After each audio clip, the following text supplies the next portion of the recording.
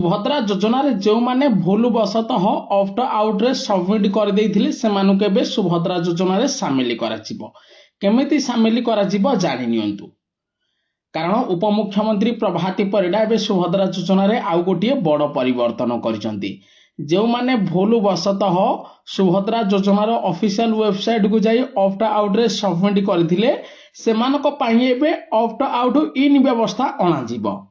अर्थात जदि आपण भूल बशतः ऑप्ट आउट रे क्लिक करचंती आपण एबे सुभद्रा योजनार ऑफिशियल वेबसाइट को जिबे सेठी आपण को मिलिबो सुभद्रा योजना रे ऑप्ट आउट इन व्यवस्था।